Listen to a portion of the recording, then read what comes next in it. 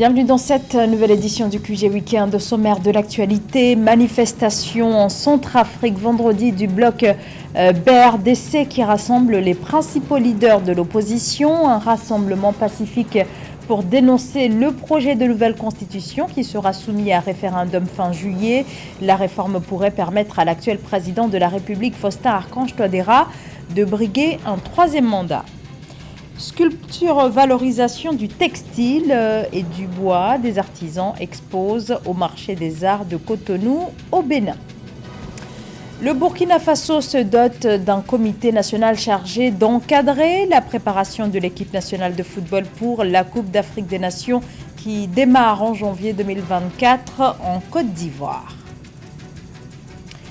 Mais tout d'abord, la commission électorale congolaise qui prolonge d'une semaine le dépôt de candidature pour les députés nationaux. Annonce faite ce samedi, cette prolongation va du 16 au 23 juillet. Les bureaux d'enregistrement ouverts depuis le 25 juin devaient fermer ce samedi, 15 juillet. Le manque de candidats semble être l'une des raisons justifiant cette décision. Dans la province, par exemple, de la Chopo, dans le nord-est de la République démocratique du Congo, cette province n'a enregistré que 3 dossiers de candidature. Pour rappel, les élections générales sont prévues le 20 décembre prochain, la présidentielle couplée aux législatives ainsi qu'aux élections des députés provinciaux et des conseillers communaux.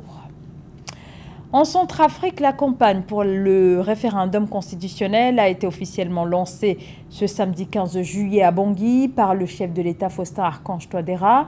L'opposition est vent debout contre ce référendum prévu le 30 juillet.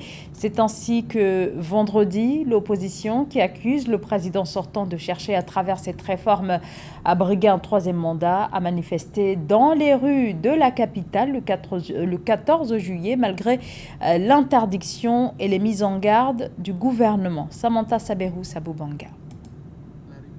Depuis l'annonce faite par le président Faustin Archange Touadéra sur le référendum prévu le 30 juillet 2023 sur un nouveau projet de loi fondamentale, le gouvernement centrafricain fait face à une vague de condamnation de la part de l'opposition. Pour manifester leur mécontentement, des centaines de personnes ont défilé vendredi 14 juillet 2023 à Bangui, la capitale de la Centrafrique. Nous avons effectué une marche de protestation et d'opposition au projet de référendum concocté par le président Faustin Archange Touadéra et dont la campagne commence ce matin. Pourquoi nous manifestons contre la Constitution? Parce que tout simplement, cette procédure de référendum est illégale. Le référendum est un véritable coup d'État constitutionnel parce qu'il vous souviendra qu'il y a déjà 6 mois, la Cour constitutionnelle avait jugé illégale toute procédure de changement total d'une constitution qui n'existe pas dans toutes les normes juridiques de la République centrafricaine. En dépit d'une interdiction par les autorités, c'est dans le calme en entonnant l'hymne national et en agitant des drapeaux centrafricains que le bloc républicain pour la défense de la Constitution a dénoncé la volonté du chef de l'État centrafricain de briguer un troisième mandat de 5 ans en 2025. De ce fait, l'opposition dit non au changement constitutionnel. Aujourd'hui, dans le monde entier, la tendance est au quinquennat et à la limitation du mandat à 2. Et dans ce projet de nouvelle constitution, qu'est-ce que le président Touadéra a fait? Tout simplement, il a imposé le septennat et renouvelable de manière illimitée. Et il a introduit des notions dangereuses pour la cohésion nationale. Donc, nous nous opposons à cela et nous ne participons pas à la campagne pour ne pas donner une caution pour dire que nous avons participé, mais nous appelons tout simplement au boycott et que les Centrafricains ne votent pas, ne se déplacent pas et qu'ils ne votent pas pour cette loi scélérate qui est une forfaiture, qui est un coup d'État constitutionnel et qui est une escroquerie politique. Datée du 30 mars 2016, l'actuelle constitution est celle sur laquelle le président Faustin Archange Touadéra a prêté serment la même année lors de son premier mandat, puis en 2020 lors de son second mandat. Il a annoncé fin mai 2023 la tenue d'un référendum pour la nouvelle constitution le 30 mai et est accusé par l'opposition et la rébellion de vouloir en se faisant réélire en 2025, resté président à vie. Notons que la campagne référendaire a débuté ce samedi 15 juillet et prendra fin le 28 juillet 2023. La 5e réunion de coordination semestrielle de l'Union africaine se tient ce dimanche à Nairobi. Plusieurs chefs d'État et de gouvernement sont attendus dans la capitale kenyane. Sur place également, les membres du bureau de la conférence de l'UA, le président de la Commission de l'Union africaine et les chefs d'État des comités économiques régionaux. La guerre au Soudan, la crise sécuritaire au Sahel et le conflit qui continue de ravager l'Est de la République démocratique du Congo sont à l'ordre du jour. Le président congolais Félix Tshisekedi, également président en exercice de la SADC, la communauté d'Afrique australe, est d'ailleurs sur place à l'heure où l'insécurité dans l'Est de la RDC continue d'alimenter une crise humanitaire de longue date, souvent peu évoquée par la communauté internationale.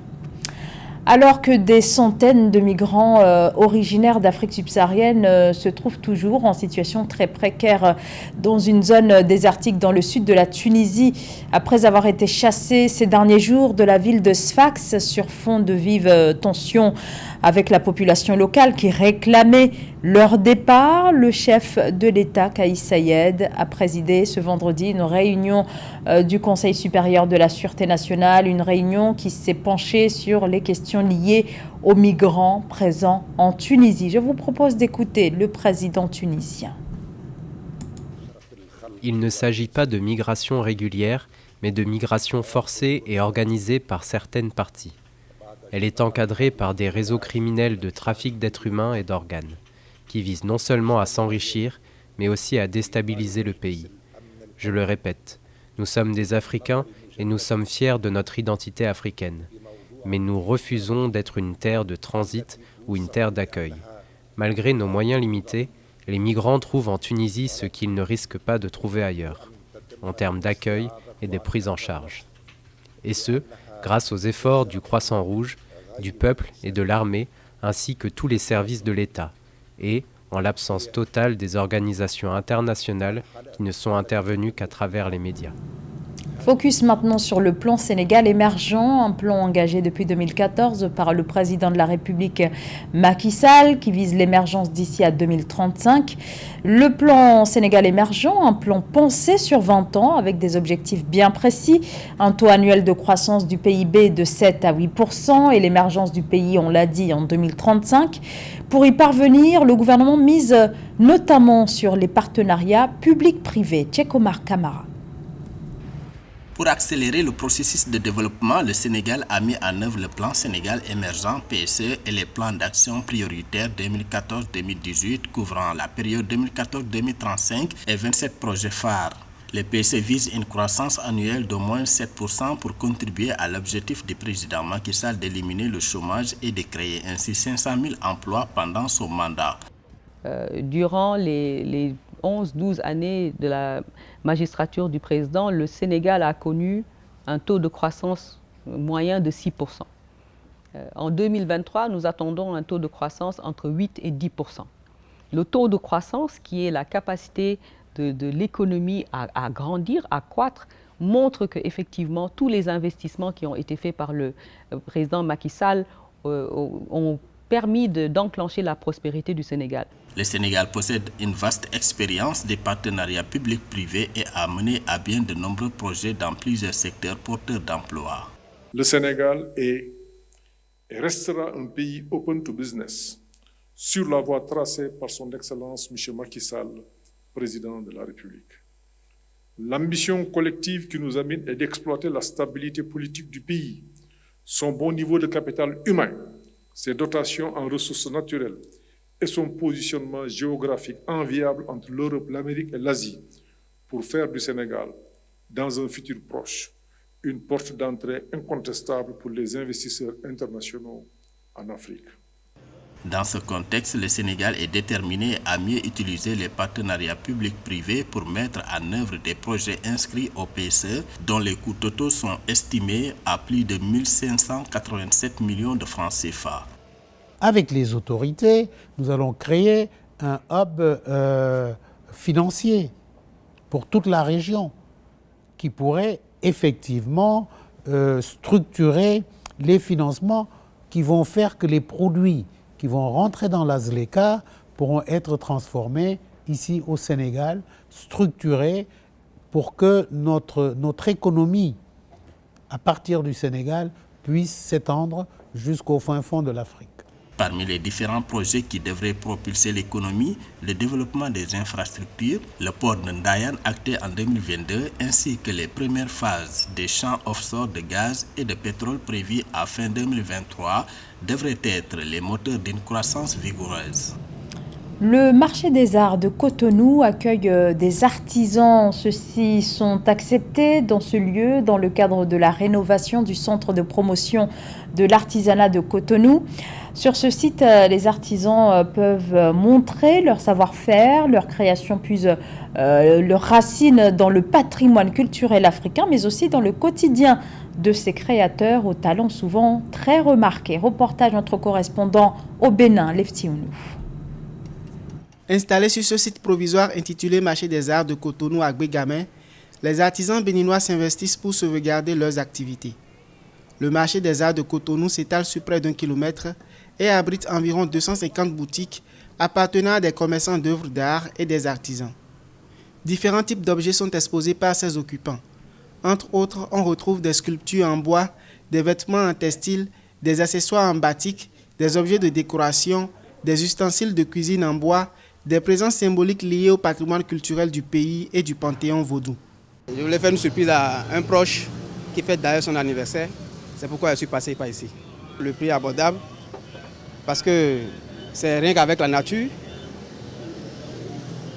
Et puis, ils sont pas chers, ils ne sont pas du tout chers. Rien qu'à voir le travail qui est fait à partir de nos arbres, de nos troncs d'arbres. Vraiment, on ne va pas hésiter à faire sortir de l'argent pour avoir ce qu'on veut par ici. Exposée dans les boutiques et sur les étalages des commerçants d'œuvres d'art, la sculpture en bois de la jarre trouée, symbole de l'ancien roi d'Abomey Guézo, et les statuettes qui valorisent la femme africaine habillée à base du raffia sont réalisées sur place par des artisans. Au début, on habillait avec les pelles. Par la suite, on a découvert le raffia. C'est une liane qui vient de Nati Tengu. Il y a des paysans qui tressent ça, ils teintent. On a commencé à habiller avec ça et ça a pris. Nos clients ont commencé à aimer ça plus que les pelles. C'est à cause de ça qu'on a continué. Relogés en vue de la rénovation du centre de promotion de l'artisanat de Cotonou CPA, les occupants du nouveau site du marché des arts de Cotonou plaident pour l'aménagement d'un espace vert sur le site. A noter que selon les données de l'INSAE 2008, le secteur de l'artisanat mobilise 25% de la population active et contribue pour 13% au produit intérieur brut. Pour éviter les dysfonctionnements constatés de par le passé, nous avons pris l'initiative de mettre en place un comité national d'organisation pour la préparation des étalons à cette compétition. Les mots du ministre burkinabé des Sports, Boubacar Savadogo. Le Burkina Faso se dote de cette structure qui devra assurer l'encadrement de la participation des étalons à la prochaine CAN qui se déroulera du 13 janvier au 11 février 2024 en Côte d'Ivoire. Les précisions de Joël Balou. Afin d'assurer des conditions optimales pour la préparation des étalons du Burkina Faso à la Coupe d'Afrique des Nations 2023, le Conseil des ministres, qui s'est tenu le 12 juillet 2023, a validé la mise en place d'un comité national d'organisation pour leur mise en forme. Entre autres défis, ce comité est chargé de faire des propositions de mobilisation des Burkinabés de l'intérieur comme de l'extérieur pour une union sacrée en Côte d'Ivoire, pays hôte de la CAN 2023. Le comité va avoir à définir la composition et la taille de la délégation, valider et suivre, superviser le plan de préparation des étalons, mobiliser les moyens humains, matériels et financiers, définir les mécanismes de transport, d'hébergement et de restauration de la délégation. Selon le ministre des Sports, Boubacar Savadogo, la mise en place de ce comité vise à éviter les dysfonctionnements souvent constatés dans le processus de mise en forme des joueurs. Aussi, cette initiative se veut être le garant d'un accompagnement de qualité, d'où la mobilisation de divers acteurs du terroir. Ce comité qui va permettre la préparation des étalons seniors va être constitué par plusieurs entités. On aura des représentants du ministère des Sports, de la Jeunesse et de l'Emploi, des représentants de la présidence du FASO, des représentants de la primature, des représentants du ministère de l'Économie, des Finances et de la Prospective, des représentants du ministère des Affaires étrangères, de la coopération régionale et des Burkinabés de l'extérieur. Et comme la Côte d'Ivoire est à côté et que beaucoup de supporters seront mobilisés, plusieurs moyens de transport vont aussi être concernés. Il y aura la participation des représentants du ministère des Transports pour faciliter les mouvements. Le challenge est énorme pour les étalons du Burkina Faso qui rêvent de faire mieux qu'à la Coupe d'Afrique des Nations 2021 au Cameroun. Les étalons qui menaient au score par 3-0 ont été rattrapés et finalement battus au tir au but par le Cameroun, pays hôte, pour arracher la 3e place. C'était le journal de la rédaction. Merci de votre fidélité. L'information continue sur Africa 24.